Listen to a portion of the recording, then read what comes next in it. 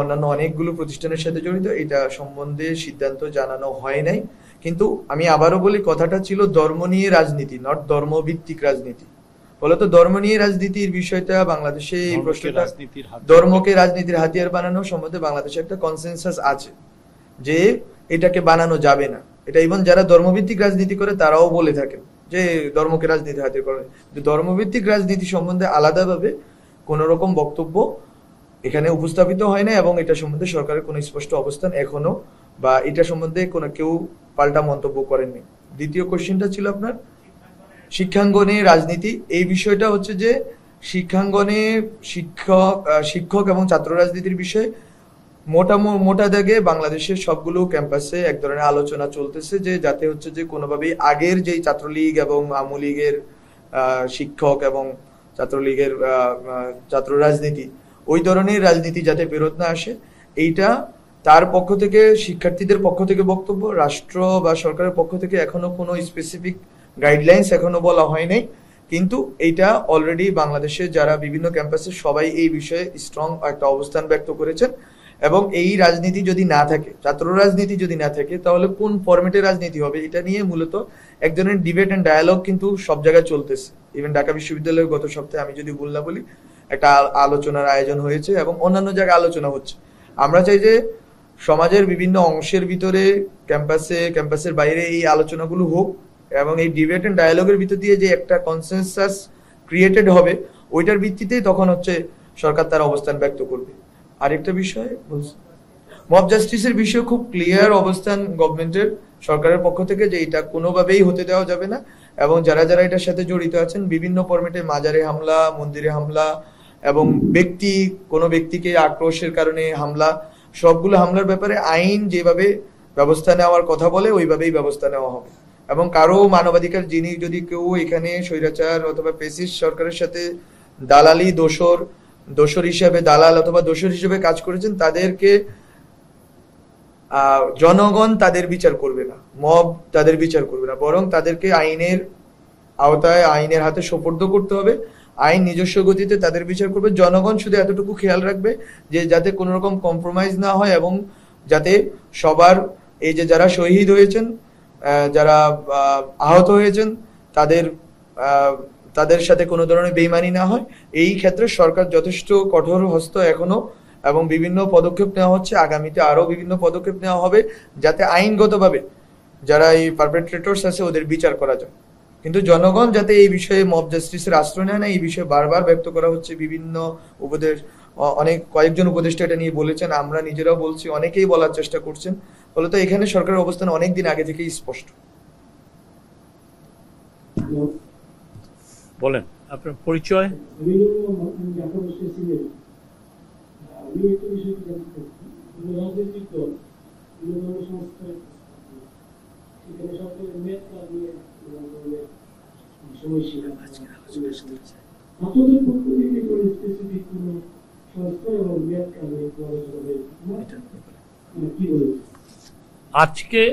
আজকে এই বিষয়ে কোনো আলাপ হয়নি। ছাত্ররাও এটা নিয়ে কোনো ধরনের কোনো প্রশ্ন আমি শুনি নাই। আজকে এটা নিয়ে কোনো আলাপ হয়নি।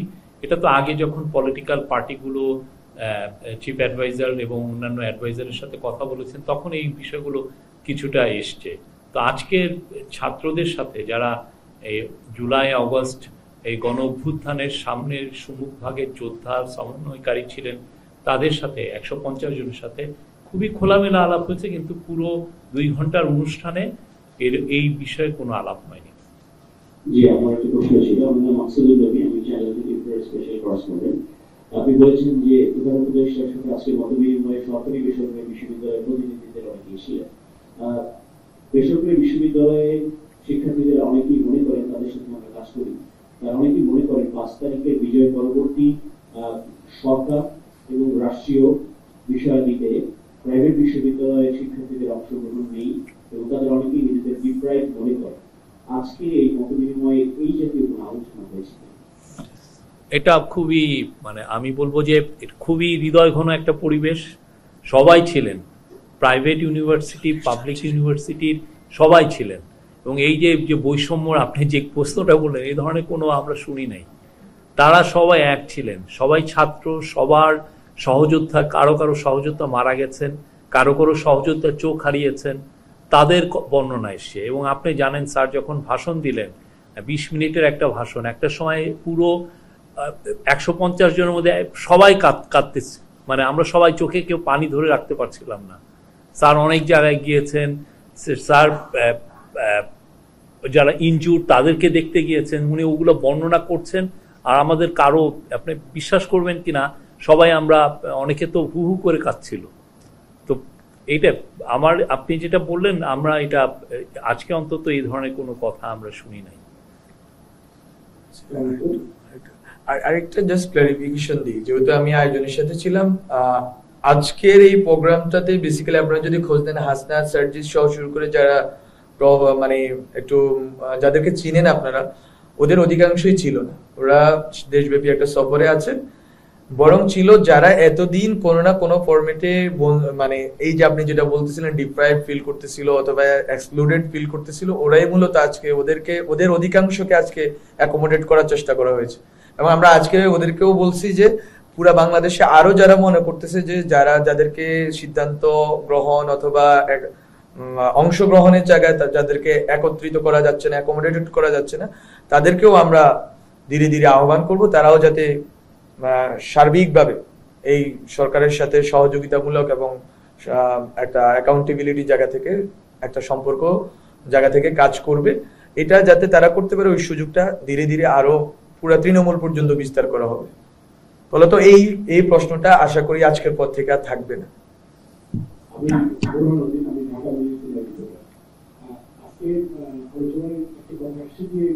যারা আন্দোলনে নিহত হয়েছে এবং আহত হয়েছে তাদের যে পুনর্বাসন বা রাষ্ট্রীয় সম্মানের জন্য যে ফাউন্ডেশন, সেটা অগ্রগতি করা হয়।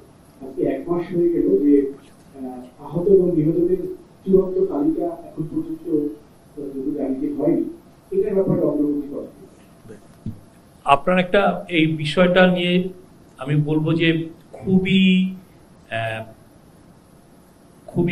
মানে অব্যাহত গতি, আমি এটা বলবো যে খুবই ভালোভাবে কাজ হচ্ছে।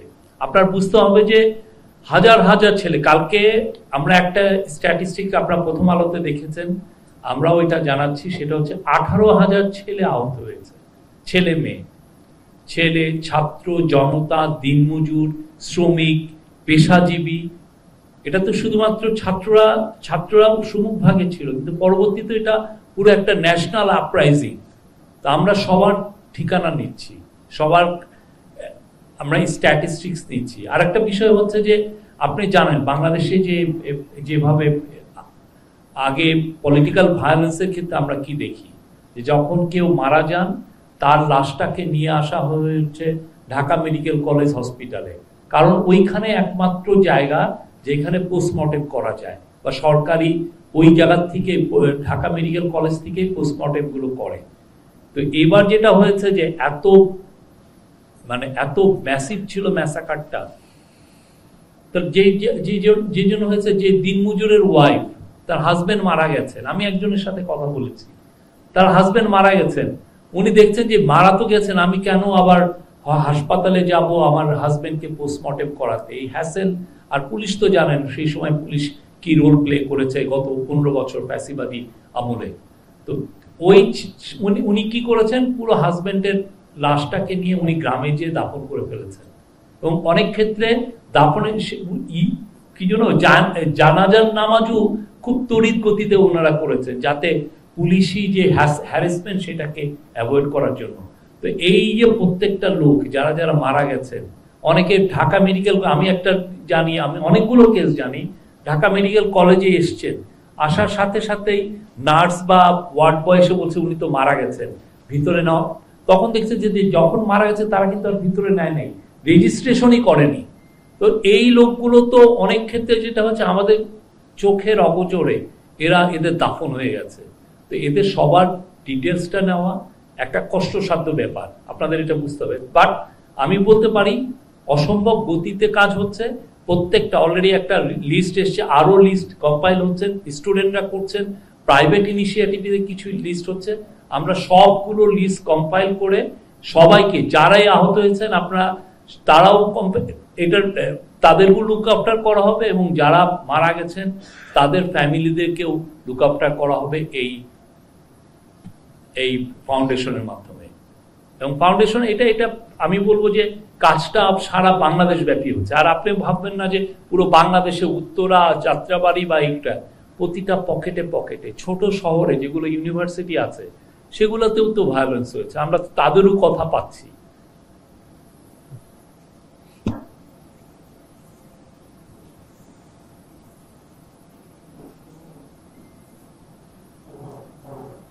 আমার নাম মহিউদ্দিন, আমি রেজিস্ট্রারে কাজ করি। দুটো জিনিস শিক্ষার্থীরা আলোচনা করছে কিনা সেটা জানতে চাইছি। একটা হচ্ছে যে আমরা দেখতে পাচ্ছি নানা ধরনের মামলা হচ্ছে, হোলসেল মামলা আমাদের কিন্তু হচ্ছে, ওদের পক্ষ থেকে কোনো ধরনের আলোচনা ছিল।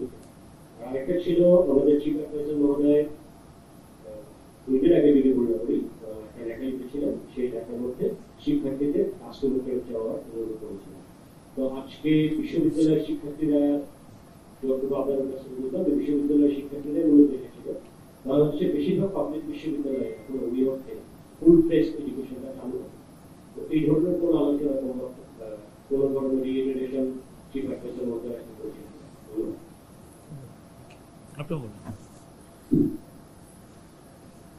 জি, আপনার প্রথম প্রশ্নটা ছিল মামলা, হোলসেল মামলা নিয়ে।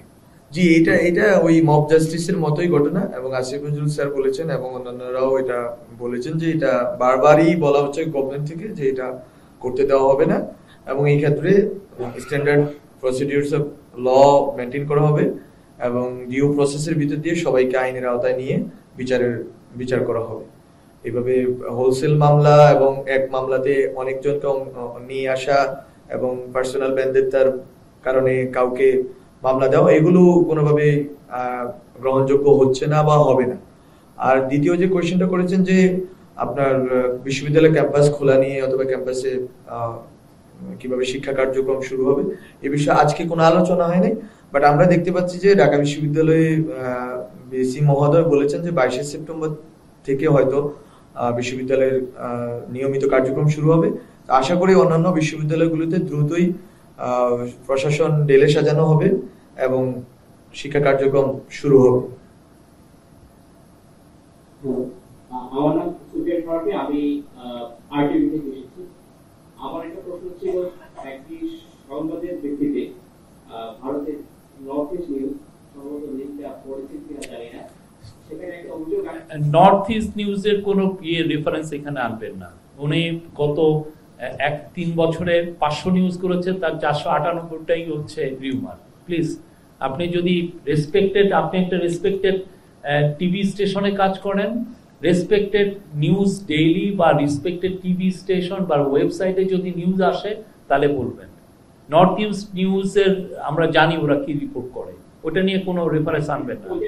না, প্লিজ আপনি নিজে নামাচ্ছেন। আপনি আরটিভিতে কাজ করেন, একটা ফালতু ওয়েবসাইটকে আপনি এখানে কোট করছেন।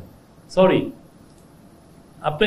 আপনি নিউ ইয়র্ক টাইমসের কথা বলেন বা ডেইলি স্টারের কথা বলেন বা প্রথম আলোর কথা বলেন, তারা একটা করলে ওইটাকে রেফারেন্স আনেন।